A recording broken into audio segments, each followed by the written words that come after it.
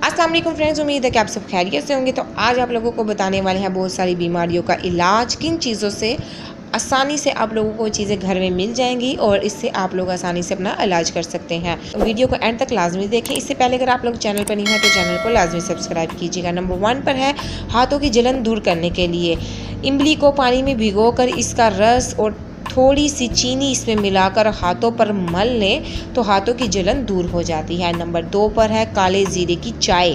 काले ज़ीरे को कुचल लें और फिर गर्म पानी में शामिल कर कर पिएँ। गैस की शिकायत दूर हो जाएगी और जिगर, पित्ते और निज़ाम एहजाम के लिए बहुत ज़्यादा बेहतर है।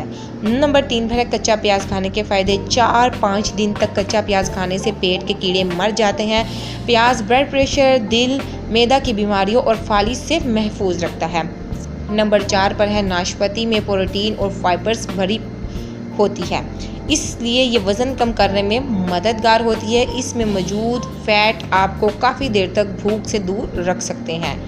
नंबर 5 पर है अंजीर के फ़ायदे। कैंसर के मरीज़ों के लिए बहुत अहम है। इसके अलावा ये कोलेस्ट्रॉल को कम करती है और दिल के मरीज़ों के लिए भी बहुत ज़्यादा फ़ायदेमंद है।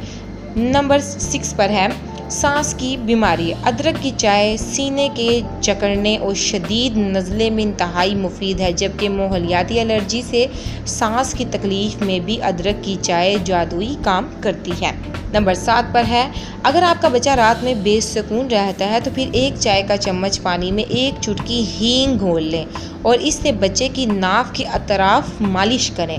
कपड़ा गर्म करके नाक की सिकाई करें। बच्चे को करवट से सुला दे, बच्चा सुकून की नींद सोएगा। नंबर 8 पर है कि ज़ीरा इंसानी जिस्म की ज़रूरत है। इसमें प्रोटीन, आयरन की वाफर मिकदार पाई जाती है। इसके इस्तेमाल से निज़ाम हाज़मा बेहतर बनाने में मदद मिलती है।